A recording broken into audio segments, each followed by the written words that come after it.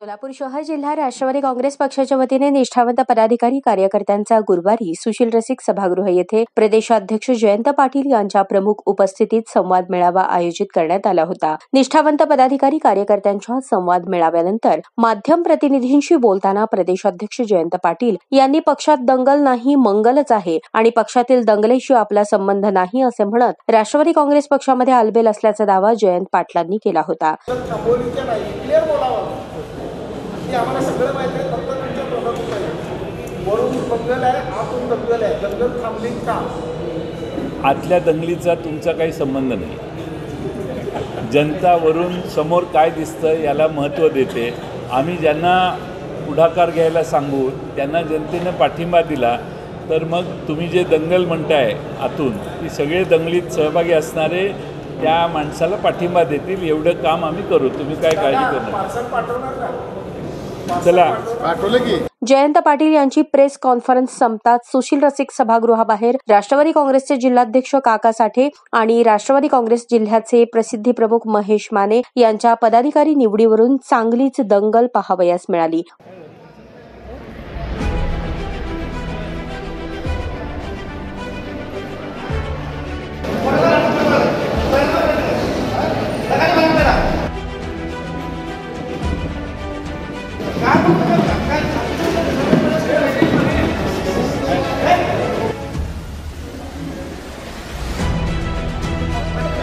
कसं काय म्हणजे काय ही काय पद्धत आहे? घोड्या ही असलं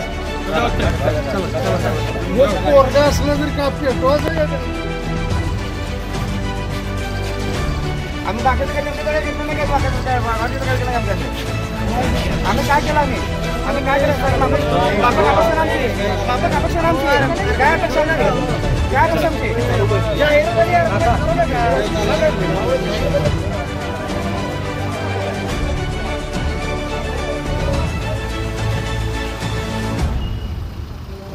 वारंवार सांगून देखील पक्षातील वरिष्ठ नेते आमच्यासारख्या निष्ठावंत कार्यकर्त्यांना सन्मानाची वागणूक देत नसतील तर या पक्षात नुसती दंगलच आहे, मंगल काही नाही। निष्ठावंतांना केराची टोपली दाखवली जाते असा आरोप राष्ट्रवादी काँग्रेसचे युवा नेते महेश माने यांनी केला। त्यानंतर आता काय त्याला ग्रामीणचा कार्यपत्राला दिले देण्यात आलं त्याला त्या 5 साल त्या 1 महिना जवळपास निवड करून त्यांची तेव्हापासून मी सांगतोय आदरणीय पवार साहेबांना मी भेटलो, रोहित पवारांना मी भेटलो, साहेबांनी रोहित पवारांनी सगळ्यांनी सांगितले की ती निवड आम्ही स्थगित करतोय। नंतर आम्ही जयंत पाटील साहेबांना पत्रव्यवहार आम्ही केला आहे। त्यांच्या पत्त्यावर काकांच्या पत्रावर पोस्टल आम्ही ॲड्रेस टाकून त्यांना पत्रव्यवहार आम्ही केलेला आहे। रिसिप्ट असं ते आम्हाला ते कळालं तिथं सगळं असताना देखील पुन्हा त्या माणसाचं लाड हे का करतात माझा पहिला प्रश्न आहे। दुसरा प्रश्न, गेली वर्ष 1.5 वर्ष झालं पक्षाचा कार्यक्रम ग्रामीण असतो किंवा शहराचा असतो कार्यक्रम असतो, शहराचा कार्यक्रम शहराचे लोक घेतात, ग्रामीणचा कार्यक्रम आम्ही घेतोय। आज तुम्ही पत्रकार बंधू तुम्ही नव्हता तिथं, जे आत उपस्थित होते त्या लोकांना कळलं असेल अभूतपूर्व गोंधळ त्या कार्यक्रमात झाला। कुठल्या मतदारसंघातलं कोण काय बोलतं कळत नाही आहे। काल रात्रीपर्यंत मी सांगतोय की ग्रामीणचा वेळ आम्हाला वेगळा द्या, वेळ दिली गेला नाही का? कोणीतरी एक माणूस चुकीचं फिडिंग करतो वर प्रदेश ऑफिसला, तो सांगतोय की एकत्र आपण कार्यक्रम घेऊ, वेळ आपल्याला नाही आहे। जर वेळ तुम्हाला नव्हता साहेब, 12चा टायमिंग आम्ही दिला होता, आम्ही 10चा टायमिंग घेतला होता, 12चा टायमिंग ग्रामीणचा होता। आता वाजे जवळपास मला वाटतं 4 वाजत होता, 12 ते किंवा 1 ते 4 ग्रामीणचा सुसूट कार्यक्रम झाला असता। शहरात 3 मतदारसंघात त्यापैकी एका दुसरा आपण लढतो आम्ही, आमचा पक्ष ग्रामीणच्या मतदारसंघात जवळपास 7 मतदारसंघ आम्ही लढतोय। 7 मतदारसंघातले जवळपास एका मतदारसंघात 2-3 इच्छुक माणसं आहेत। हे लोक ते त्यांची माणसं घेऊन येतात, समज घेतात। आज आम्ही विचार केला होता, काल आम्हाला सुधीर खडमान साहेबांच्या ऑफिस म्हणून शहराच्या ऑफिस मला फोन आला होता, मला फोन आला होता। त्यांनी मला सांगितलं तुमचा फोटो पाठवा कारण तुमचा फोटो बॅनरवर लावायचा आहे। आता तेच सांगतोय। तर त्यानंतर मला काय माहिती कल्पना पण काय नव्हती मला।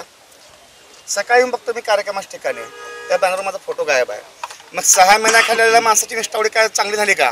भाजपून आली आहे आम्ही वर्षभर केलेलं आमचं काम आमचं फिकं पडलं का? निष्ठाचा न्याय असं असतो का? निष्ठालाच म्हणतात का? आणि निष्ठावंत हे जर न्याय असेल, हा निष्ठावांचा मेळा कुठल्या कामासाठी आहे हा प्रश्न आम्हाला विचारत होता।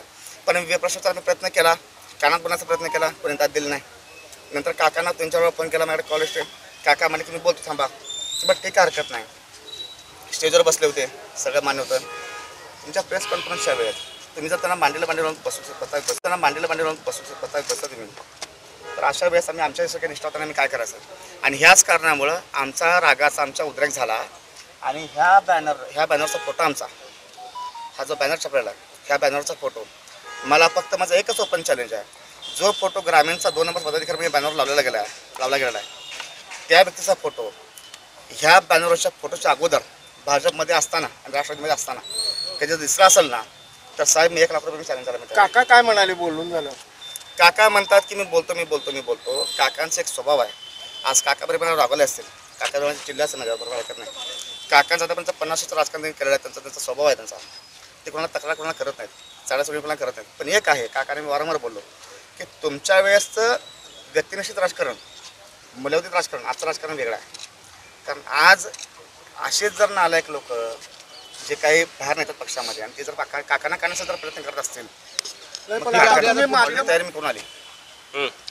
ऑर्डर मी तयार करून आली. अजून किती किंमत मी मोजावी? गेली 1.5 वर्ष मी किंमत मी मोजतोय, माझी किंमत मी मोजतोय. माझ्या गुन्हे दाखल झाले माझ्यावर. उमेश पाटलांच्या बायकोच्या प्रॉपर्टीवर मी गोष्टी काढल्या. सुरेश चव्हाणच्या खिचेचा घोटाळ्याबद्दल मी बोललो. अजित पवार लाज वाटली पाहिजे अजित पवार असं मी बोललो, तरी आम्हाला न्याय मिळत नाही.